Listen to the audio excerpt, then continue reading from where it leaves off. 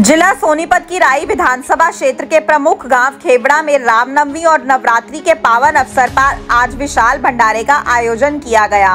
बड़े क्षेत्रफल और जनसंख्या वाले इस गांव में आयोजित धार्मिक आयोजन में श्रद्धालुओं की भारी भीड़ उमड़ी।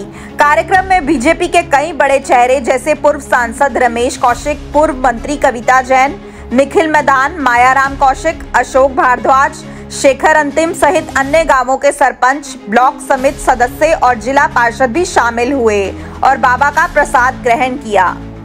न्यूज़ के लिए आप जानते हैं कि बड़े चेहरे हैं, राजनीतिक चेहरे हैं और आज नवरात्रि का लास्ट नवरात्रा था और रामनवमी थी और खासकर खेवड़ा गांव में आप मौजूद हैं। आसपास का जो गांव का एरिया है काफ़ी बड़ा एरिया है राई विधानसभा क्षेत्र का। आज सभी लोग पहुंच रहे हैं, क्या लोगों को संदेश देना चाहेंगे? मैं आज जो रामनवमी वैसे तो पूरे देश में बड़ी धूमधाम से मनाई जा रही है। हमें भी ये बड़ा सौभाग्य है कि भाई अशोक शर्मा ने यहाँ पर प्रोग्राम रखा है और सारे गांव को देहात के लोग बुला के रामनवमी के ऊपर इन्होंने भंडारे का भी आयोजन किया है और भगवान से हम सब आशीर्वाद भी लेते हैं और अपनी कामना है लोगों को सुख शांति मिले। और आज जो पूरे देश में है बड़े धूमधाम से रामनवमी का त्यौहार मनाया जा रहा है, उसी कड़ी में आज खेवड़ा गाँव में हम सब आए हैं। आज नवरात्रि भी थे, क्या माताओं के जो बच्चे हैं उनको क्या संदेश देना चाहिए? आज नवरात्रि भी नवमी की आज कढ़ाई थी और भगवान राम का जन्मदिन भी है। मैं सबको, माताओं को, बच्चों को, सबको ये मुबारक देता हूँ कि भगवान सबको ठीक रखे। जैसा कि खेवड़ा में सभी इकट्ठे हुए और उन्होंने बताया कि आज रामनवमी भी है और नवरात्रि का जो लास्ट नवरात्रा था सभी को बधाई देते हुए नजर आए। आसपास का जो एरिया है राई विधानसभा क्षेत्र का वो सभी लोग यहाँ पर पहुँच रहे हैं। SN न्यूज़ के लिए लाजपत सोनीपत से। नेताओं और गणमान्य व्यक्तियों ने रामनवमी और नवरात्रि की शुभकामनाएं देते हुए कहा कि इस प्रकार के धार्मिक आयोजन सामाजिक सौहार्द और भाईचारे को मजबूत करते हैं। उन्होंने यह भी कहा कि इस तरह के आयोजनों से गांव में सांस्कृतिक एकजुटता और आपसी समझ को बल मिलता है और भविष्य में भी ऐसे कार्यक्रम को प्रोत्साहित किया जाना चाहिए। आयोजन के दौरान पूरे गांव में उत्सव और श्रद्धा का वातावरण बना रहा। SN न्यूज़ के लिए सोनीपत के खेवड़ा गांव काफ़ी बड़ा गांव है जिसमें आज विशाल भंडारा लगाया है और आसपास के जो लोग हैं वो आपके भंडारे में पहुंचे हैं। किस तरीके का आयोजन है, क्या लोगों से कहना चाहेंगे? बहुत बड़ा आयोजन है, हमें बड़ा हर्ष का विषय है। रामनवमी भी है और नवरात्रों का भी ये लास्ट वो था प्रोग्राम। रामनवमी के उपलक्ष्य में बाबा कुंदनलाल के याद में हमने भंडारा लगाया। रामनवमी का अवसर है और बहुत हर्ष का विषय है कि हमारे गाँव में 24 में पूरी मान्यता इन बाबा जी की और भगवा ही भगवा चारों तरफ हो रहा है। हमें बड़ा हर्ष हो रहा है इस बात का।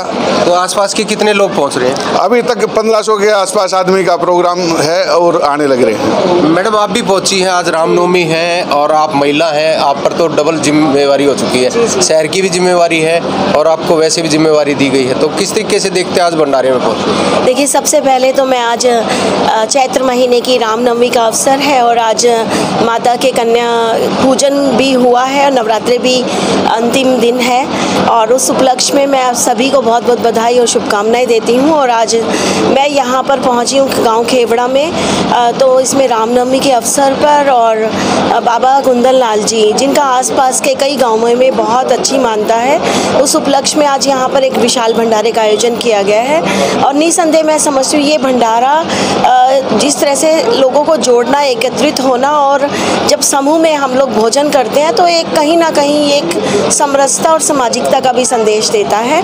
और इस तरह के भंडारों से जो विचारों का आदान प्रदान होता है और जो एकजुटता आती है, धर्म के प्रति जो संगठित भाव आता है, ये समझती हूँ मैं आने वाले जो हमारी पीढ़ियाँ हैं, आने वाला हमारा जो धर्म है सनातन धर्म, उसकी ऊंचाइयों के लिए बहुत ज़रूरी है। और मैं साधुवाद देती हूँ हमारे भंडारे के आयोजक भाई अशोक जी को और पूरी टीम को जिन्होंने ये आयोजन किया है। और मैं यही कामना करती हूँ कि समस्त समाज का इसमें कल्याण हो और सभी सुखी रहें। बहन जी आप भी पहुंची है, क्या कहना चाहेंगे? महिलाएं हैं तो जो आजकल जो बच्चे हैं जो भाव से भटक जाते हैं और इस तरीके के भंडारे लगते हैं तो उनको प्रसाद ग्रहण होता है, तो क्या मानते हैं इस तरीके के आयोजन करते रहना चाहिए? हाँ जी, मेरा बिल्कुल मानना है कि हमें ऐसे आयोजन करना चाहिए। इससे हमारे परिवारों में, हमारे समाज में एक संदेश जाता है कि सबके मिलजुल कर रहने से ही समाज तरक्की कर सकता है। और ये जो हमारे जातियों में भेदभाव दिखाई देते हैं, उन सब भेदभावों को समाप्त करने के लिए इस प्रकार के जो जागरण के अभियान है, ये इनको मैं जागरण के अभियान मानती हूँ, जो कि हिंदू समाज में लगातार होने चाहिए।